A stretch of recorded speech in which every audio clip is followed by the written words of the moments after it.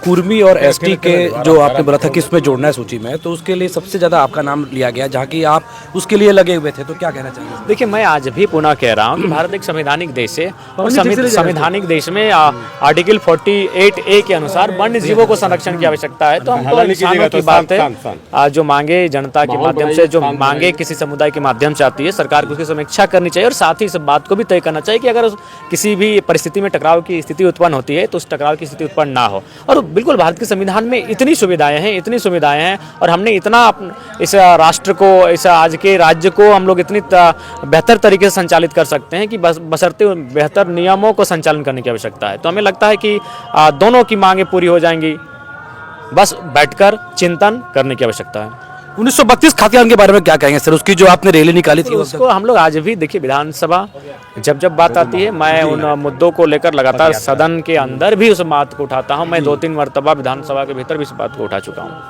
हम लोगों ने जानकारी प्राप्त किया और कुछ समस्याएं हैं जो रुकी हैं, योजनाएं बाधित हो रही हैं, उनको हम लोगों ने विधानसभा की प्रोसीडिंग में लेने का काम किया है, ताकि विधानसभा के माध्यम से वो योजनाएं त्वरित रूप से संचालित हो सके। सर, वर्तमान में जो झारखंड सरकार चल रही है उसके कामकाज पर क्या कहेंगे?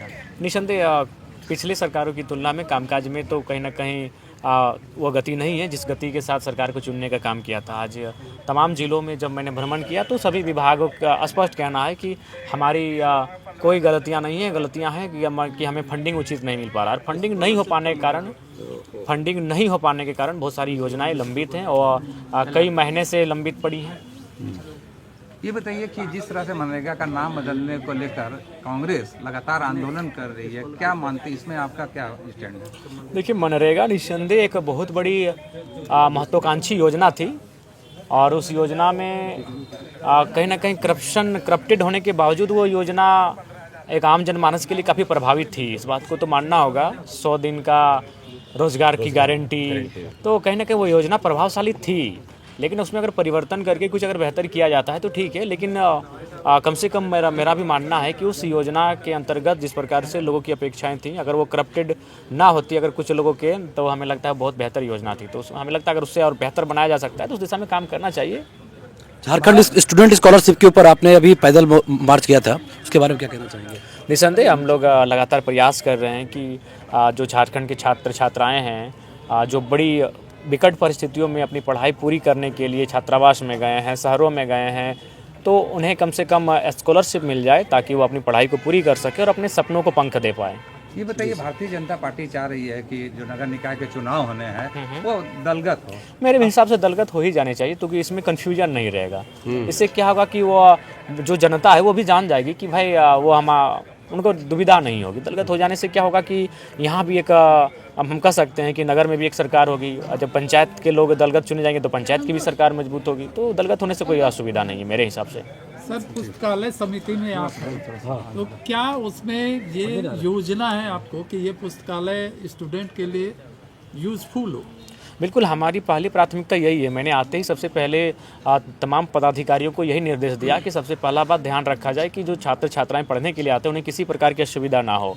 जो उनके आसपास के क्षेत्रों में शराब पाबंद हो, कोई अगर कंपनियां ऐसी हैं जो ध्वनि प्रदूषण कर रही हैं तो बिल्कुल उन पर नियंत्रण हो, कोई क्रेशर इत्यादि हो तो बिल्कुल वो अगर से संचालित हो रहे तो आप उन पर कार्रवाई करें।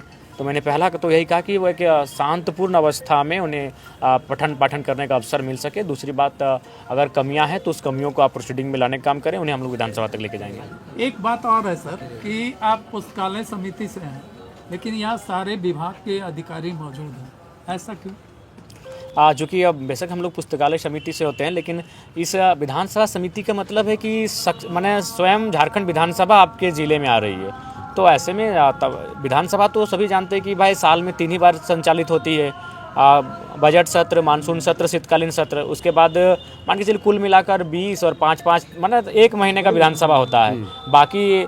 बाकी जो हमारे पास दिन है, 330 दिन हैं जो विधानसभा संचालित नहीं हो पा रही है, तो उन दिनों में विधानसभा की समिति होती है। यानी वो कह सकते हैं कि जब विधानसभा नहीं चलती है तो विधानसभा समिति वो जिले तक आ रही है, तो जिला का दायित्व बनता है कि सभी विभाग की उपस्थिति होनी चाहिए, एक प्रोटोकॉल है। और सभी की उस पुस्तकालय समिति के अलावे सभी विभागों की हम लोग समीक्षा करते हैं और उनको निर्देश देते हैं। सर पेशा कानून जो अभी यहाँ पर नियमावली बनी उसमें आप क्या सहमत है, क्या स्टैंड? देखिए, निसंदेह पेशा कानून इस राज्य की आदिवासियों की एक अंतरात्मा की आवाज़ थी जिसे सरकार ने पूर्ण किया है, लेकिन उसके बावजूद कुछ कॉलम ऐसे हैं जिन्हें ऐड करने की आवश्यकता है, कुछ चीज़ें ऐसे हैं जिनमें आज भी ग्राम सभा को उन शक्तियों को निहित करने की आवश्यकता है।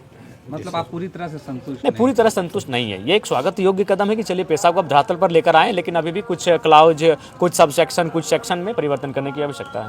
कांग्रेस के नेता विरोध कर रहे हैं, चंपई सोरेन विरोध कर रहे हैं, बहुत सारे लोग इससे आदिवासी की अस्मिता को असर पड़ेगा। नहीं, निसंदेह अगर आप रूढ़िवादिता को अगर समाप्त करते हैं, आज भी अगर अफसरों के हाथों में कुछ शक्तियों को निहित करते हैं, तो फिर ग्राम सभा के होने का कोई आशय नहीं रह जाता है। धन्यवाद। जयराम भैया जिंदाबाद। एक कुर्मी जयराम